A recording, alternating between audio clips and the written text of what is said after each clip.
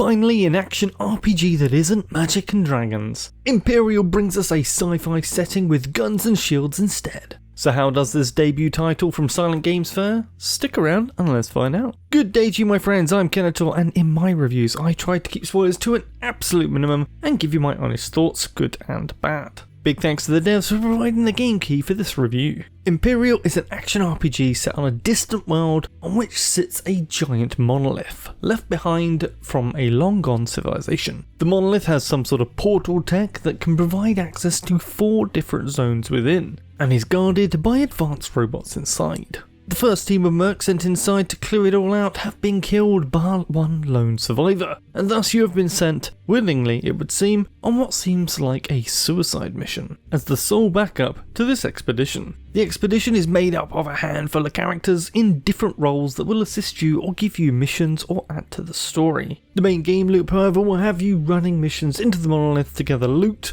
including objects called cartograms which allow you back into the monolith into one of its 4 different areas. Each of these 4 zones is a handmade area, and the devs have done a fantastic job in creating a stunning and distinct look to each zone, as well as giving each one a very different feel. The first zone the game starts you out in can feel claustrophobic with its small rooms and corridors. The second is way more open but oppressively bright, but in a way that you can feel the heat, as the lighting is spot on for a very hot country. The third evokes hope and life, with fresh flora seemingly growing over the ruins there. And finally, the 4th and last zone serving up a heavy dose of despair in its dark, ominous depths. My favourite thing about Empyreal is just exploring these very areas, trying to find everywhere in the map as much as I can, with all the little nooks and crannies where loot has been hidden in. It feels like an awesome treasure hunt on another world, and the devs have really pulled out all the stops to challenge the player to both explore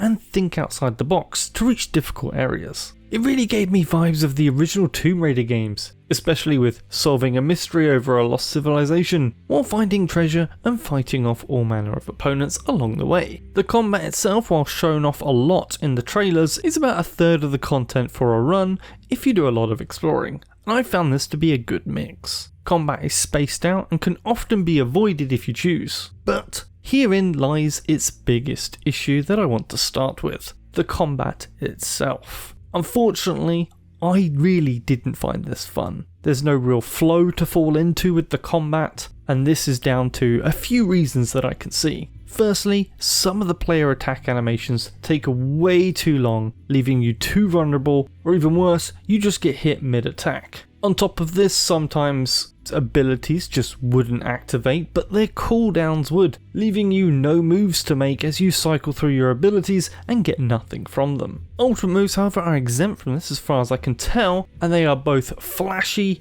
and highly effective. But the charging of ultimates to allow you to activate them also depends on you doing well in combat in the first place, so it's kind of a catch-22. Now, many of these abilities are also based on perfect timing over an attack or block to pull off a parry, dodge, or riposte, and the timing of these is massively inconsistent and way too tight. But when you do pull them off, it does look very flashy with the animation it locks you into. But unlike the ultimate, it does seem like you can still take damage while doing these as well, which can leave you dead in fights with multiple mobs. Yes, you could try to pick each enemy off one by one in every fight, but that's not fun either.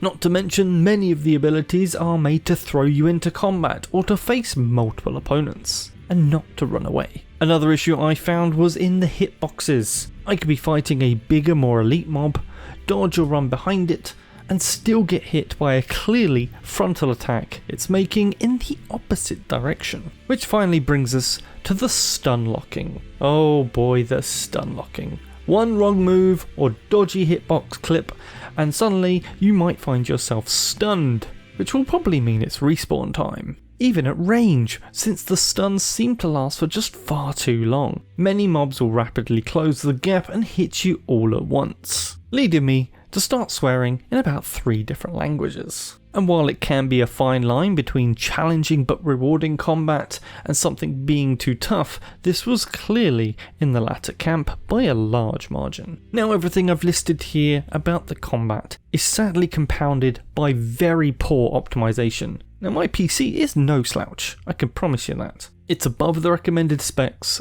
but it's not crazy high end. Which means that most of the time I got a fair 55 to 60 FPS without frame generation at 1440p. Perfectly acceptable, and what I would expect from a game like this. That is until something like a door moves, or the respawning of mobs or attack effects, or even just going around a corner sometimes. The frame rate would just tank hard, down to the high 20s. Which can seriously mess up your timing and the game's responsiveness, while also breaking any immersion you've built up while playing. This is somewhat bewildering to me since Empyreal isn't pushing super high photoreal or ultra high res textures. Whatever is causing this issue though was prevalent throughout my gameplay and became immensely frustrating. Thankfully though, devs willing, this should all be fixable. Story-wise, I felt there was an interesting story to be told here, but it just wasn't being told very well. There was clearly a lot of thought put into backstory, lore and character design, and this is delivered to the player with small voice-acted interactions that just come off flat due to a lack of animation in both scene and character. Take this first interaction of the game. The camera angle is poorly positioned, and only the character's head is turned to talk to you. No effort was done on adding any lip sync either, which just makes things odd seeing the mouth move completely out of sync. The character models themselves seem really high quality, and given the large variety of combat animations, they are more than capable of adding in a little bit more movement. Even just moving the camera just a little bit would have been better than the static dead delivery that we get. On the voice acting side though, I really did enjoy it. Especially since we get a very English orientated cast. But with the flat visual delivery and the fact that it's also done in bite-sized chunks between some but not all of the runs into the Monolith, that it just left me not really caring or invested into the story. It became something that got in the way of getting back and enjoying more exploring. On the RPG elements, your character stats are purely defined by the gear that they are wearing. There is no level up system. There is just your average gear level. I love that every different bit of gear changes your character's appearance. So your character's look evolves as you switch through the various bits of gear. You have the standard fair tinting in the UI for rarity, that's the easy bit, with the standard grey, green, blue, purple, red. But when it comes to choosing your gear, you have primary, secondary and tertiary stats to account for. These stats have a lot of options to choose from the standard core stats the game uses, to elemental related defense or attack build-up, to cooldown reductions, extra shields, and even chances to get a free use on consumables, to name just a few. You can also experiment with different loadouts of not just your armor, but the 3 main weapon types as well. The game lets you save your loadout in the hub before switching to new gear, and you can save up to 30 loadouts this way, which is quite user friendly. Gear can also be modified with certain items that you find throughout the runs in the Monolith, but I found myself switching gear constantly over the 20 or so hours that I played, that I only used a few of them for testing them out, and are probably best saved for endgame content. Some of them also seem strangely pointless, like swapping out a primary stat for a weaker secondary one. It kind of feels counterintuitive, and there's no example given on why you should ever want to do this. But if you love customization and min-maxing, then this game will have plenty of it for you. A typical run into the Monolith starts with choosing which cartogram to use. As mentioned earlier, each cartogram is tied to a specific sector and will have randomly generated loot, its own level, and a largely pointless, in my experience, difficulty estimation. I have smoothly run a hard mission and also got whipped, blended and spat back out of a very easy run by some of the hardest fights I've encountered in this game. The difficulty is mainly an indicator of your current elemental gear imbuements versus the specific cartogram's elemental assignment. For example, if your attack matches the element of the cartogram, you could expect an impossible rating and you won't be doing any damage here. Each cartogram will tell you the type of boss you'll face as well as its abilities in advance, so you can definitely go in fully prepared. There's also a loot table which has the type and rarity listed to help you target specific gear that you need. Once you have your cartogram picked and warped into the level, it's up to you how much you want to fight and explore, but you will always have to make your way to the boss at the end of the level to successfully complete it. Along the way though, you will find Empyreal has some rather interesting ways of interacting with other players. You will find the ghosts of dead players who have used all of their respawns, and you can offer them either 1 or 3 of your own if you're feeling generous. As far as I can tell, you actually get nothing for this, and feels in part like a social experiment. The same option will go for you however, should you run out of lives yourself. You can ask the Void for another chance. Another social experiment that pops up is right after the level's boss has been taken down, and is something that is really unique.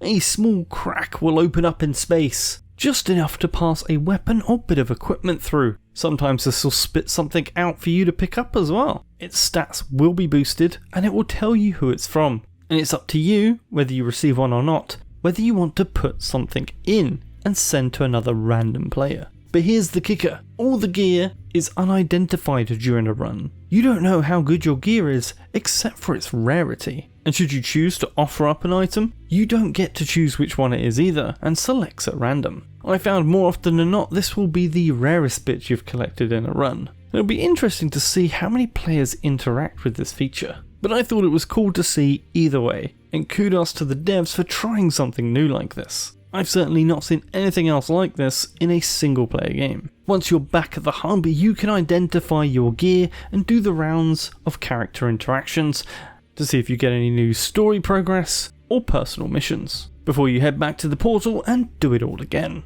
I loved getting back and exploring more and more, finding hidden area after hidden area, but it does become a grind. The point I stopped was when I'd played through each of the 4 different levels on offer, and realised I had to jump up another 10 levels or so of cartograms before any more story would progress. And with fights getting tougher and tougher, frustration with the combat and the constant frame drops, it eventually made me check out and say enough was enough. But my estimate, there would probably be another 5 to 10 hours worth of content, and then on top of that there is also a new game plus mode, which will extend the difficulty further.